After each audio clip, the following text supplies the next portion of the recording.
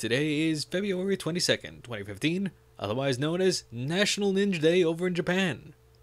For those that don't happen to be overseas celebrating it at the moment, it still doesn't mean that you can't celebrate, because you can easily do so by reaching into your game library and looking for a few ninja-themed games such as the following. If this one looks slightly familiar, it's because the last Retro Ninja Gaming episode I did just prior to this particular video was Wrath of the Black Manta, also known as Ninja Cup Saizo on the Famicom. It stars you as the Black Manta on a one-man crusade against the forces of Drat, which is by far the most confusing and poorly thought out drug smuggling campaign that I could possibly think of. But you see, the big premise in this particular title is that this particular drug smuggling group has kidnapped a bunch of children, which they plan on actually, I'm not kidding when I'm saying this, folks. They plan on hypnotizing these children and basically brainwashing them in order to make a drug selling cult, and thus using the kids in order to be the drug pushers while the actual organization takes all the money. A tad complicated and nefarious, which is why we as the Black Manta have to stop them. In this particular title, you are powered by various different ninja arts that you earn more of as the game progresses, but most of them conveniently are far-based in one way or another. To sum up the major changes of the version that we got here in North America as opposed to the original Famicom port, there's been a major change in terms of the actual storyline of the game to kind of fit this whole hawk anti-drug message they wanted to shove down everyone's throat for this particular title. The cutscene art has been noticeably changed from a more animated style to a more realistic one, albeit at the cost of animation being completely absent in the cutscenes now. The bosses themselves have been changed to the more realistic style as well, although in some cases it even involves the removal of attacks, such as in the first boss, or the first stage boss for these versions. And last but not least, speaking of which, the last boss in this game is not the same as the last boss in the Famicom port, which took a bit of a wily Mega Man 2 style twist. Here, you're pacing off against the drug crime boss, which can only literally be defeated if you use 4 specific ninja arts in a row, which you don't really get a hint at. And I should also mention technically the last major change because of the extra stages, meaning that you got your power-ups in a different order and in a more truncated format, due to the lack of stage.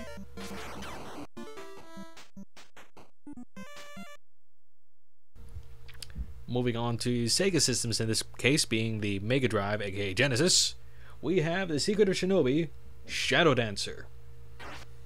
If you're wondering why you're not seeing Revenge of Shinobi or Shinobi 3 at this point, it's because while they're definitely well-known ninja games, it's because the fact they're so well-known that I don't feel it's necessarily needed in order to actually mention them right here, as opposed to Shadow Dancer, while being part of the Shinobi series, is probably the lesser known of the top 3 that I can think of off the top of my head for the Mega Drive era.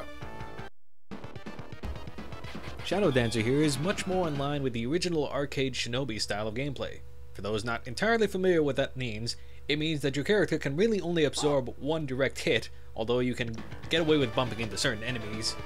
and just surviving. But in order to progress through the stages, which are broken up 3 parts per stage,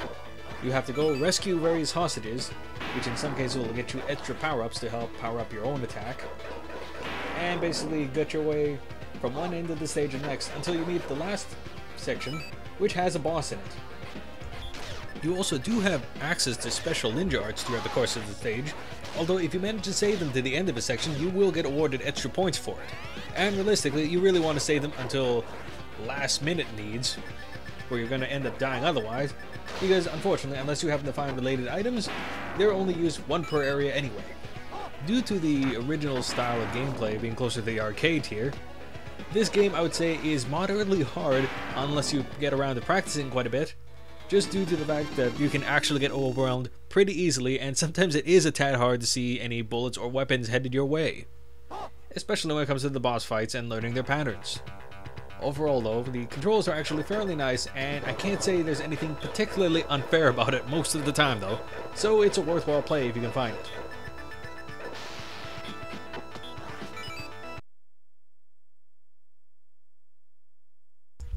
The last title I want to talk about for the moment is Natsume's Shadow of the Ninja, a 1990 release for the Nintendo Entertainment System This is actually one of the nicer games that I've been able to play within the last little bit, and one of my more recent pickups. And actually, from the looks of it, the third game in a row that involves something happening to the city of New York. For some reason, it's a very big target for ninja crime. I don't know why. This particular title is actually a two-player game, although the mechanics actually change a bit depending on how many players are present. If it's just a one-player game, you only have one life but have a handful of continues in your hand, I believe 5 off the top of my head, whereas in the two-player game, the continues are split between both of you, and technically players can respawn at any point except during boss fights if they weren't already in there. But unfortunately, once you both run out of collective lives, you're done. There are no continues from there. In terms of general gameplay, you can actually vary your battle type a bit because the game actually offers two different main weapons which you can select, either being the sword or the sickle, or kind of a chain weapon, which can be powered up by picking up the same type of icon multiple times in a row, as well as a handful of throwable weapons such as the shuriken, as well as an explosive bomb which can do a lot of damage in very short time. Of course, the caveat is, in this case, whenever you pick up a new style of main weapon, it'll replace your current one, and if you happen to take a number of hits in a row, your weapons will get powered down. Thankfully, there are enough pickups that you can get along the way in order to repower yourself, although it does take a bit of time sometimes. While I do have a lot of pros for this title, the game isn't without its faults. Namely, the player characters seem to have very short invulnerability frames compared to everything else that is surrounding them. And technically, the